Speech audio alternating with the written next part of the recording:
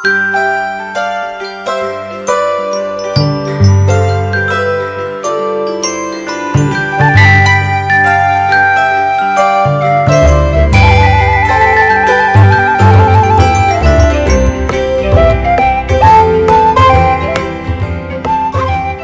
pagi Ibu Bapak yang Tuhan Yesus kasihi. Kembali lagi dalam program Morning Call di channel GPIB Indonesia. Sebelum kita melakukan aktivitas kita pada pagi hari ini, di akhir minggu ini, bersama kita akan mempersiapkan hati dan pikiran untuk merenungkan firman Tuhan, di mana kita akan membaca dan merenungkan firman Tuhan dari kitab Yudas. Pasalnya yang pertama ayat 22 hingga 23. Sebelumnya mari berdoa mohon bimbingan Roh Kudus. Kita berdoa. Kami mengucap syukur Tuhan untuk pagi yang Tuhan anugerahkan, di mana kami boleh bangun dengan tubuh yang sehat. Dan kini sebelum kami melakukan aktivitas kami hendak membaca dan merenungkan bagian firman Tuhan yang sudah kami persiapkan. Kami memohon bimbingan Roh Kudus-Mu agar firman ini boleh menjadi bagian dalam kehidupan kami untuk kami lakukan. Sebab itu ya Tuhan, bersabdalah, kami telah sedia mendengar. Amin. Yudas pasal 1 ayat 22 hingga 23 akan dibacakan oleh salah seorang majelis jemaat dari Getsemani Jember. Yudas 1 ayat 22 sampai 23 yang berbunyi, tunjukkanlah belas kasihan kepada mereka yang ragu-ragu. Selamatkanlah yang lain dengan merenggut mereka dari api. Tunjukkanlah belas kasihan yang disertai rasa takut kepada orang-orang lain juga. Dan bencilah pakaian yang dicemarkan oleh keinginan daging. Demikianlah firman Tuhan. Ibu Bapak yang Tuhan Yesus kasihi, surat Yudas ini ditujukan kepada orang-orang Kristen secara umum, karena dalam suratnya tidak ada keterangan yang lebih rinci tentang orang Kristen di mana yang dimaksudkan oleh surat ini. Akan tetapi Ibu Bapak, surat ini sepertinya ditulis cepat-cepat untuk menyikapi persoalan yang mengancam kehidupan beriman orang Kristen pada waktu itu. Persoalan itu Ibu Bapak bisa baca di pasal 1 ayat 4 tentang di wilayah mereka, di tempat-tempat orang Kristen berada, ada penyusupan dari orang-orang fasik ke persekutuan jemaat untuk maksud tertentu. Yang pasti maksudnya bertentangan dengan ajaran Tuhan. Lalu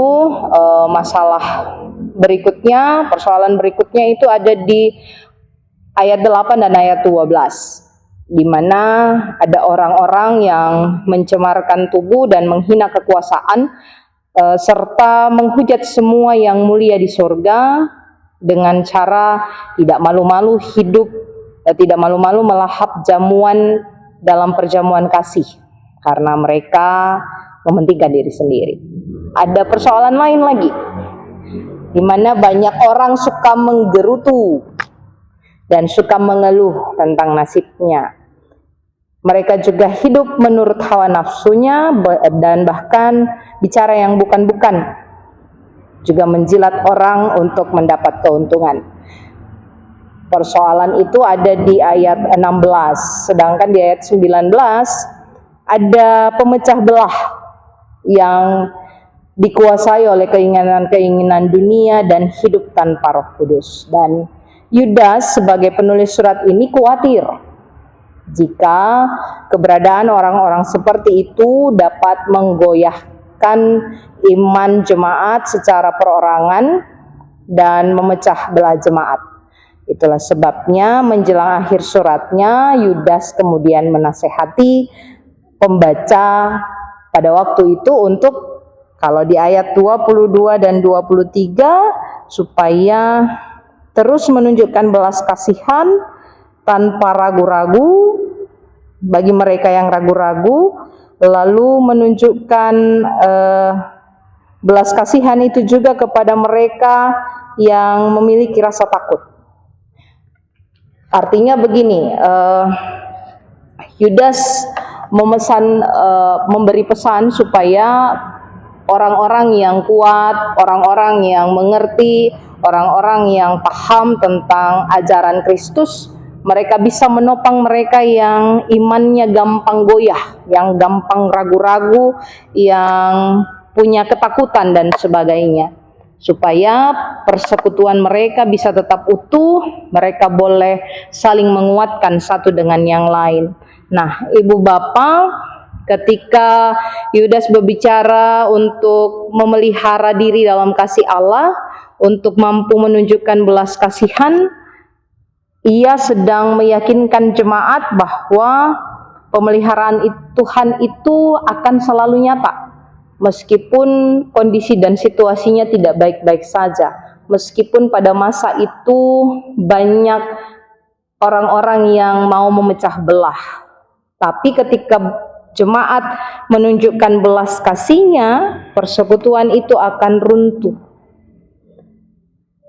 akan tetap kuat, tidak akan runtuh, maksud saya begitu, akan kuat, akan terus saling menopang satu dengan yang lain. Karena itu di ayat sebelumnya Ibu Bapak, di bacaan hari Jumat malam, Yudas memesan juga supaya mereka saling mendoakan. Di ayat